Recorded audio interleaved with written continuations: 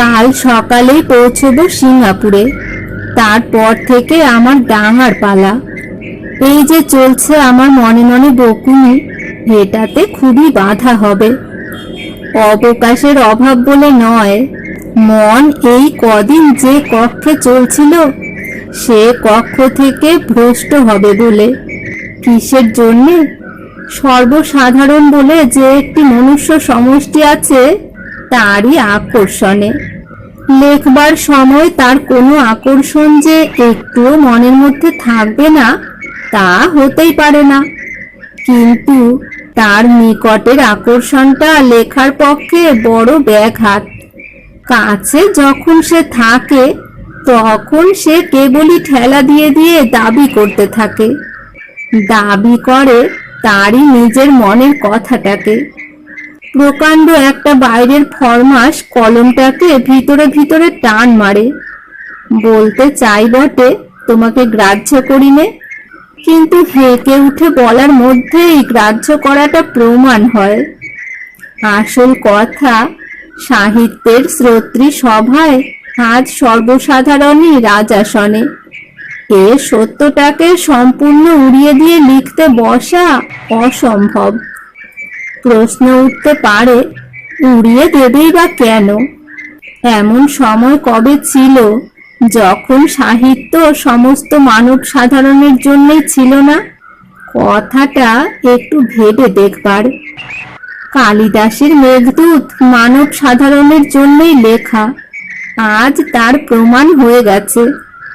যদি কোনো বিশিষ্ট দলের জন্য লেখা হতো তাহলে সে দলও থাকতো না, আর মেঘদূত যেত তারই সঙ্গে অনুমরণে।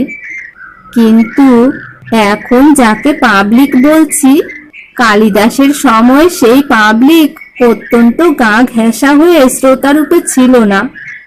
যদি থাকতো তাহলে যে মানব সাধারণ শত শত বৎসরের মহাক্ষেত্রে সমাগত, তাদের পথ তারা অনেকটা পরিমাণে আটকে দিত।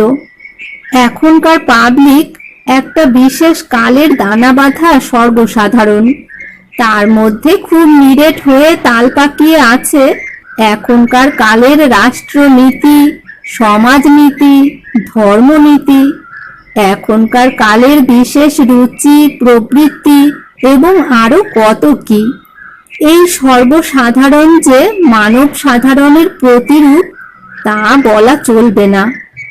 এর ফরমাস যে 100 বছর পরের ফরমাসের সঙ্গে মিলবে না সে কথা জোর করেই বলতে পারি, কিন্তু এই উপস্থিত কালের সর্বসাধারণ কানের খুব কাছে এসে জোর গলায় দুয়ো দিচ্ছে, বাহবা দিচ্ছে।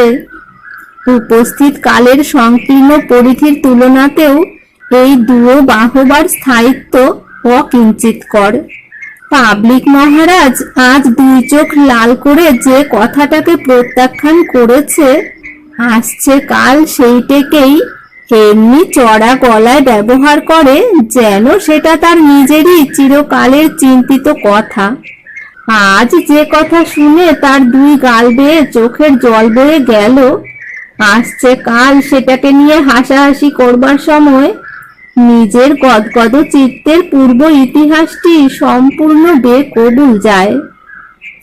ইংরেজ বেনের আপিস ঘর, গুদাম ঘরের আশেপাশে হঠাৎ যখন কলকাতা শহরটা মাথা ঝাড়া দিয়ে উঠল, তখন সেখানে এই নতুন গড়া দোকান পাড়ার এক পাবলিক দেখা দিলে।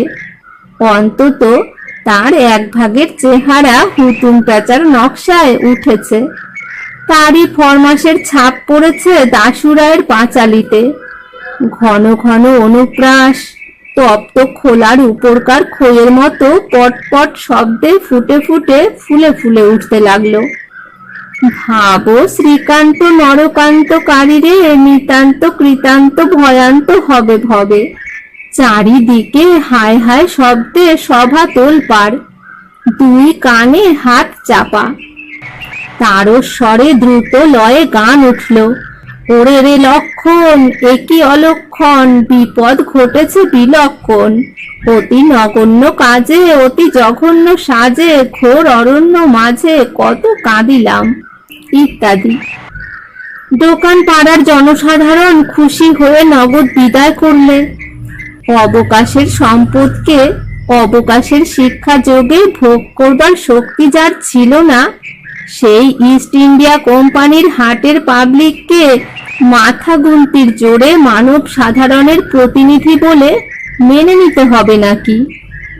বস্তুত এই জনসাধারণই দাশুরায়ের প্রতিভাকে বিশ্ব সাধারণের মহাসভায় উত্তীর্ণ হতে বাধা দিয়েছিল। অথচ ময়মনসিংহ থেকে যেসব গাথা সংগ্রহ করা হয়েছে তাতে সহজেই বেজে উঠছে বিশ্ব সাহিত্যের সুর। কোনো শহুরে পাবলিকের দ্রুত ফরমাসের ছাঁচে ঢালা সাহিত্য তো সে নয়। মানুষের চিরকালের সুখ দুঃখের প্রেরণায় লেখা সেই গাথা। যদি বা ভিড়ের মধ্যে গাওয়া হয়েও থাকে, তবু এ ভিড় বিশেষ কালের বিশেষ ভিড় নয়। তাই এ সাহিত্য সেই ফসলের মতো, যা গ্রামের লোক আপন মাটির বাসনে ভোগ করে থাকে বটে, তবুও তা বিশ্বেরই ফসল, তা ধানের মঞ্জরি। যে কবিকে আমরা কবি বলে সম্মান করে থাকি, তার প্রতি সম্মানের মধ্যে এই সাধুবাদটুকু থাকে যে তার একলার কথাই আমাদের সকলের কথা। এই জন্যেই কবিকে একলা বলতে দিলেই সে সকলের কথা সহজে বলতে পারে। হাটের মাঝখানে দাঁড়িয়ে সেই দিনকার হাটের লোকের মনের কথা যেমন তেমন করে মিলিয়ে দিয়ে তাদের সেই দিনকার বহুমূল্যের মাথা নাড়া গুনতির জোরে আমরা যেন আপন রচনাকে কৃতার্থ মনে না করি, যেন আমাদের এই কথা মনে করবার সাহস থাকে যে সাহিত্যের গণনা তত্ত্বে এক অনেক সময়েই হাজারের চেয়ে সংখ্যায় বেশি হয়ে থাকে। এইবার আমার জাহাজের চিঠি তার অন্তিম পংক্তির দিকে হেলে পড়ল। বিদায় নেবার পূর্বে তোমার কাছে মাপ চাওয়া দরকার মনে করছি। তার কারণ, চিঠি লিখব বলে বসলুম, কিন্তু কোনো মতেই চিঠি লেখা হয়ে উঠল না। এর থেকে আশঙ্কা হচ্ছে আমার চিঠি লেখবার বয়স পেরিয়ে গেছে। প্রতিদিনের স্রোতের থেকে প্রতিদিনের ভেসে আসা কথা ছেঁকে তুলবার শক্তি এখন আমার নেই। চলতে চলতে চারদিকের পরিচয় দিয়ে যাওয়া এখন আমার দ্বারা আর সহজে হয় না। অথচ এক সময়ে এ শক্তি আমার ছিল। তখন অনেককে অনেক চিঠি লিখেছি। সেই চিঠিগুলি ছিল চলতি কালের সিনেমা ছবি। তখন ছিল মনের পথটা বাইরের সমস্ত আলো ছায়ার দিকে মেলে দেওয়া। সেই সব ছাপের ধারায় চলত চিঠি। এখন বুঝিবা বাইরের ছবির ফটোগ্রাফটা বন্ধ হয়ে গিয়ে মনের ধ্বনির ফোনোগ্রাফটাই সজাগ হয়ে উঠেছে। এখন হয়তো দেখি কম, শুনি বেশি।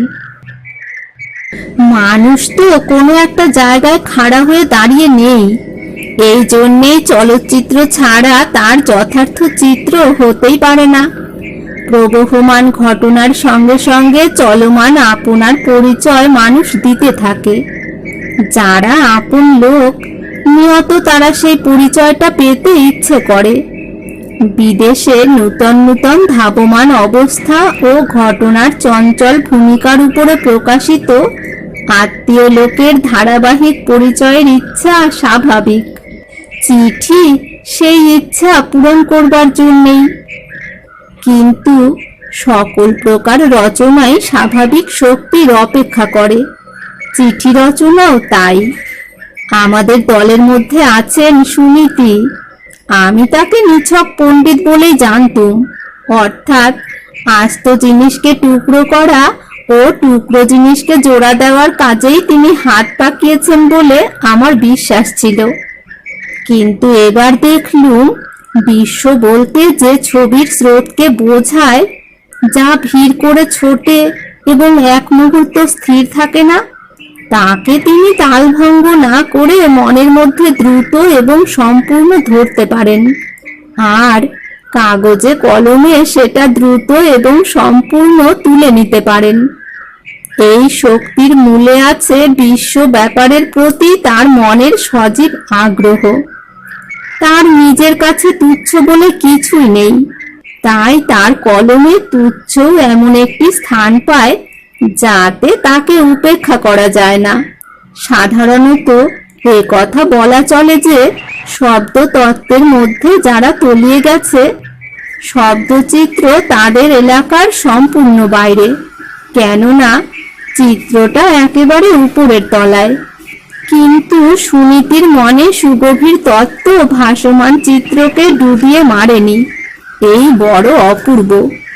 সুনীতির নিরন্ধ্র চিঠিগুলি তোমরা যথাসময়ে পড়তে পাবে, দেখবে দেখবে এগুলো একেবারে বাদশাই চিঠি।